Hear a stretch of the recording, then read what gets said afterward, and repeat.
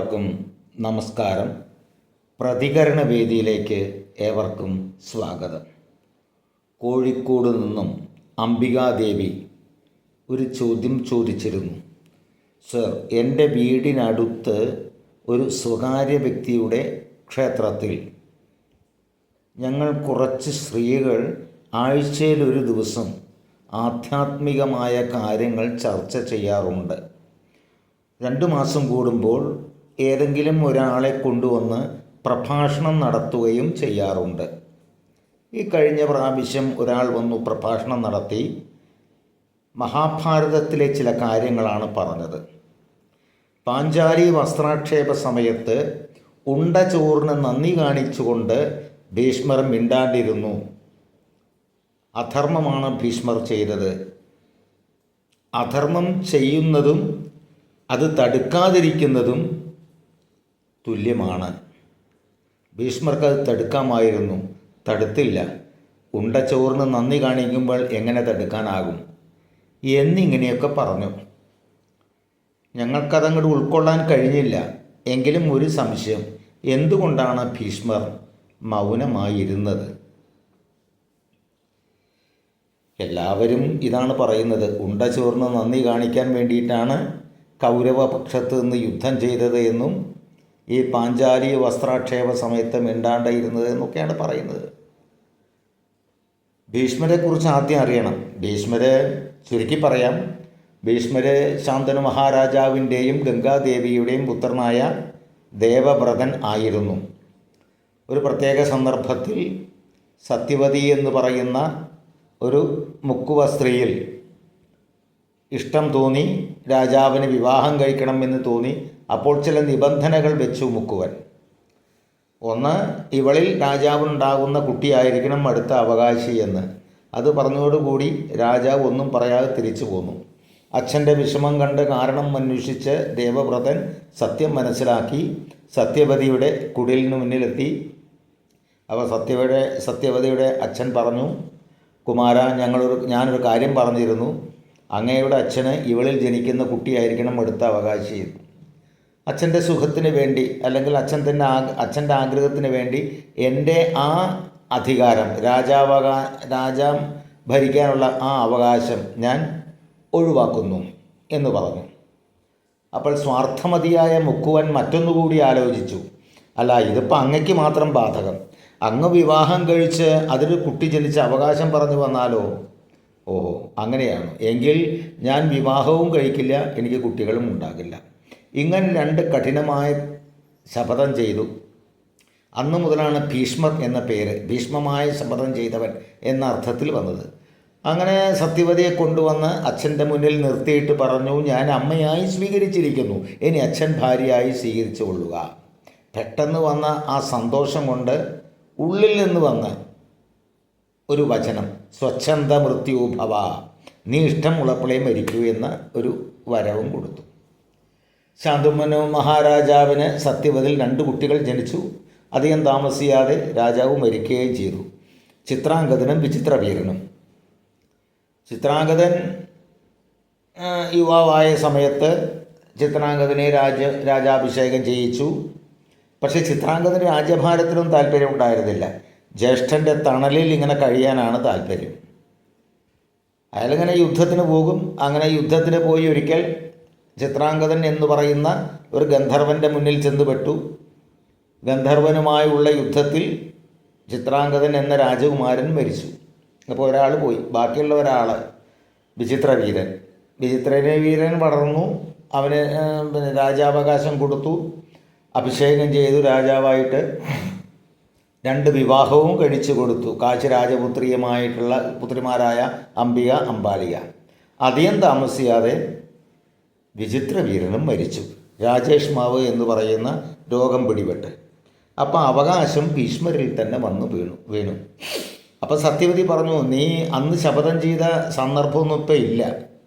അതുകൊണ്ട് രാജാവകാശം, ആ അവകാശം തിരിച്ചെടുക്കുക, രാജാവാകുക, വിവാഹം കഴിക്കുക, വംശം നിലനിർത്തുക എന്നൊക്കെ പറഞ്ഞപ്പോൾ ഭീഷ്മർ സമ്മതിച്ചില്ല. ഞാനൊരിക്കൽ ശപഥം ചെയ്തു പോയതാണ്, ഇനി തിരിച്ചെടുക്കുന്ന പ്രശ്നമില്ലെന്ന് പറഞ്ഞു.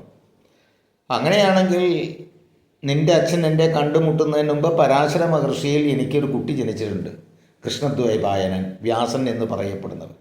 വ്യാസനെ കൊണ്ടുവന്ന് ഈ കന്യകമാരിൽ പുത്രോത്പാദനം നടത്താം.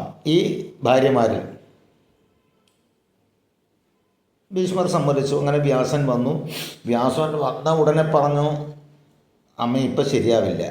കാരണം അവരുടെ മനസ്സിലൊക്കെ സുന്ദരനായ വിചിത്രവീരനെക്കുറിച്ചുള്ള ഓർമ്മകളാണ്. ഈ സമയത്ത് ശരിയാവില്ല. 1 വർഷക്കാലം സൽപുത്രന്മാർ വേണം എന്ന ആഗ്രഹത്തോടെ അവർ വ്രതം അനുഷ്ഠിക്കട്ടെ, എന്നതിന് ശേഷം ഞാൻ വരാം.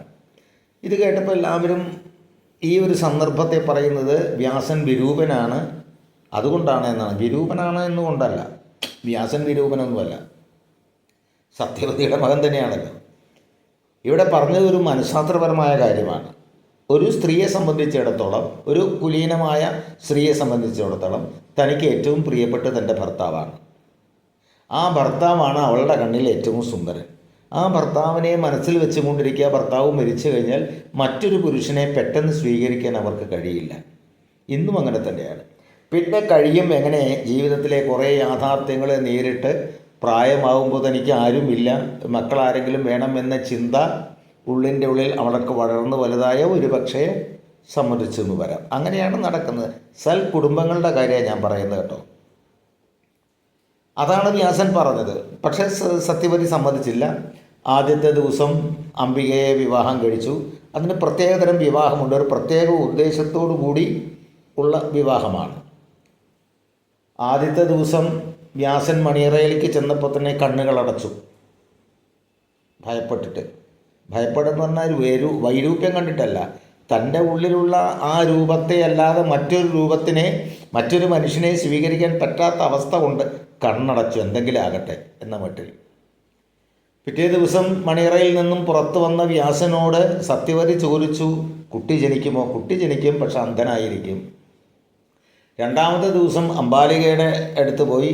അവിടെ നിന്ന് വന്ന് അവളും തന്നെ കണ്ണൊന്നും അടച്ചില്ല, പക്ഷെ ആകെ ഒരു വിളറി വെളുത്ത രൂപത്തിൽ എന്ത് വേണമെങ്കിൽ ചെയ്തോട്ടെ എന്ന മട്ടിൽ ഇരുന്നു. ഉൾക്കൊണ്ടില്ലേ വ്യാസനെ. പിറ്റേ ദിവസം പുറത്തു വന്ന വ്യാസൻ പറഞ്ഞു, സുന്ദരനായിരിക്കും, പാണ്ഡുരോഗിയായിരിക്കും. പിന്നെ അടുത്ത വർഷം വീണ്ടും വ്യാസൻ വന്നു. ആ സമയത്ത് ഒരു ദാസിയെയാണ് തനിക്ക് പകരം അംബിക പറഞ്ഞയച്ചത്. ദാസിക്ക് പക്ഷേ മനസ്സിൽ വേറെ ആരുമില്ല, അവൾ വിവാഹം കഴിയാത്തവളാണ്. അതുകൊണ്ട് വ്യാസനെ സ്വീകരിക്കാൻ അവൾക്ക് കഴിഞ്ഞു. അതിൽ ശ്രേഷ്ഠനായൊരു പുത്രൻ ജനിച്ചു, അതാണ് വിദുരർ. വിദുരർ ദാസീപുത്രനായതുകൊണ്ട് രാജാവകാശം ഇല്ല. ധൃതരാഷ്ട്രർ അന്ധനായതുകൊണ്ട് മൂത്തപുത്രൻ പുത്രൻ അയാൾക്കും രാജാവകാശം പറ്റില്ല. പിന്നെ അവകാശമുള്ളത് പാണ്ഡുവിനാണ്.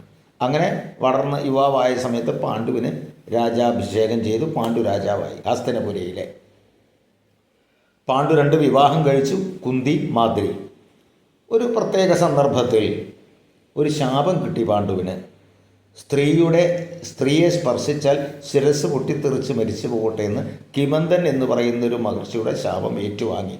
അതിന് കഥയൊക്കെ ഉണ്ട്, അതൊന്നും ഇപ്പോൾ ഇവിടെ പ്രസക്തമല്ലാത്തതുകൊണ്ട് പറയുന്നില്ല. അപ്പോൾ നിരാശനായി പാണ്ഡു ഭാര്യമാരെയും കൂട്ടി വനത്തിലേക്ക് പോയി രാജ്യഭാരം ഒഴിവാക്കി. അപ്പോഴും ഈ അവകാശം എവിടെ വന്നു? ഭീഷ്മരുടെ കയ്യിൽ വന്നു. ഭീഷ്മർക്ക് അടച്ചെങ്കിൽ ഇത് കൊണ്ടു നടക്കാനും പറ്റില്ല. കാരണം എന്താണ്? രാജാവകാശം എന്നേക്കുമായി ഒഴിവാക്കിയെന്നാണ് പറഞ്ഞത്. അപ്പോൾ തൽക്കാലം ധൃതരാഷ്ട്രയെ ഏൽപ്പിച്ചു. പട്ടാഭിഷേകം കഴിഞ്ഞിട്ടില്ല, അതായത് കടാക്കിയിട്ടില്ല, രാജ്യഭാരം ഏൽപ്പിച്ചു കൊടുത്തു. പക്ഷേ ഇവിടെയാണ് ധർമ്മവും നിയമവും തമ്മിലുള്ള ഒരു വ്യത്യാസം വരുന്നത്. ഏൽപ്പിച്ചു കൊടുത്തു. അപ്പോൾ കാര്യങ്ങളൊക്കെ നോക്കേണ്ടത് ധൃതരാഷ്ട്രരാണ്. ഏത്? ആജ്ഞാപിക്കുക, നിയമം നടപ്പാക്കുക, പിന്നെ അത് പ്രാവർത്തികമാക്കാൻ വേറെ ആൾക്കാരും ഉണ്ടാവും, മന്ത്രിമാരും ഒക്കെ ഉണ്ടാവും. അപ്പോൾ അതിൽ ഇടപെടാൻ ഭീഷ്മർക്ക് പറ്റില്ല, കാരണം അത് ഒഴിവായിക്കൊള്ളു. എന്നാൽ അതല്ലാതെ മറ്റുള്ള കാര്യങ്ങൾക്കോ ഭീഷ്മർക്ക് അവകാശമുണ്ട്. അവിടെ ഈ രാജ്യം ഭരിക്കുക എന്നുള്ള ആ അവകാശം ഒഴിച്ച് ബാക്കിയുള്ളതൊക്കെ ഭീഷ്മർക്കുണ്ട്. ഭീഷ്മർക്ക് അവിടെ താമസിക്കാം, ഭീഷ്മർക്ക് അവിടെ ഭക്ഷണം കഴിക്കാം, അത് ഭീഷ്മരുടേത് തന്നെയാണ്. അവകാശം മാത്രമേ കൊടുത്തിട്ടുള്ളൂ. രാജാവാകുവാനുള്ള, ഭരിക്കുവാനുള്ള അവകാശം മാത്രമാണ് ഒഴിവാക്കിയിട്ടുള്ളത്. ബാക്കിയുള്ളതൊക്കെ ഉണ്ട്. അതുകൊണ്ട് എങ്ങനെയാ പിന്നെ ഉണ്ട ചോറിന് നന്ദി കാണിക്കുക എന്ന് പറയാം? അതില്ലല്ലോ. ഭീഷ്മരെ തന്നെയാണ് സാധനം. ഈ ഭരിക്കാനുള്ള അധികാരം, അവകാശം മാത്രമാണ് കൊടുത്തിട്ടുള്ളത്, ഒഴിവാക്കിയിട്ടുള്ളത്. ബാക്കിയുള്ളതൊക്കെ ഉണ്ട് ഇവിടെ. ആ രാജ്യത്തിന് ആരെങ്കിലും ആക്രമിക്കാൻ വന്നു കഴിഞ്ഞാൽ ഭീഷ്മർ ഇടപെടും. അത് ഇടപെടാമല്ലോ. ഇപ്പോൾ എനിക്ക് പിതാവിൽ നിന്ന് കിട്ടിയ കുറച്ച് സ്വത്ത്, ഞാൻ വിദേശത്താണെന്ന് കരുതുക, ഞാൻ എൻ്റെ സഹോദരങ്ങളെ വിളിച്ച് പറയുന്നു, അതിലെ അനുഭവങ്ങളൊക്കെ നിങ്ങൾ എടുത്തോളൂ. കൊടുത്തു, അനുഭവങ്ങൾ എവിടെ എടുക്കുന്നു. പക്ഷെ സ്ഥലം എൻ്റെയാണ്. ധാർമ്മികമായിട്ട് ഞാൻ പറഞ്ഞ വാക്കു പാലിക്കാൻ വേണ്ടി അതിലെ അനുഭവങ്ങളൊക്കെ സഹോദരന്മാരെടുക്കുന്നു. പക്ഷേ അതിൻ്റെ അവകാശം എനിക്ക് തന്നെയാണ് എന്ന് പറഞ്ഞ പോലെ രാജാവകാശം മാത്രമാണ് കൊടുത്തിട്ടുള്ളത്. ബാക്കിയുള്ള സ്ഥലത്തിൻ്റെ അവകാശം, ബാക്കിയുള്ളതൊക്കെ, അല്ലെങ്കിൽ ബാക്കിയുള്ള അവകാശങ്ങളുണ്ടല്ലോ, അവിടെ താമസിക്കാം, ആരോടും ചോദിക്കാതെ ഭക്ഷണം കഴിക്കാം, അതിനൊക്കെ ഉള്ള അവകാശമുണ്ട് അവിടെ. പിന്നെ വേറൊന്ന്, എൻ്റെ സഹോദരന്മാരോട് ഞാൻ പറയുന്നു, അതിലെ അനുഭവങ്ങളൊക്കെ നിങ്ങൾ എടുത്തോളുണ്ട്. അവരെടുക്കാൻ തുടങ്ങി. പിന്നെ അതിൽ പോയിട്ട് ഞാൻ എടുക്കുന്നത് ശരിയല്ല, ധാർമ്മികമായിട്ട് ശരിയല്ല. നിയമപരമായിട്ട് ശരിയാവും, കാരണം എൻ്റേതാണല്ലോ, അപ്പോൾ എനിക്കെടുക്കാം. പക്ഷെ ധാർമ്മികമായിട്ട് ഞാൻ പറഞ്ഞ വാക്കിൻ്റെ അടിസ്ഥാനത്തിൽ പിന്നെ ആ അനുഭവങ്ങൾ പോയിട്ട് ഞാൻ എടുക്കുന്നത് ശരിയല്ല. ഇതേമാതിരിയാണ് ഇവിടെ. ഇവിടെ ഈ പാഞ്ചാലി വസ്ത്രാക്ഷേപ സമയത്ത്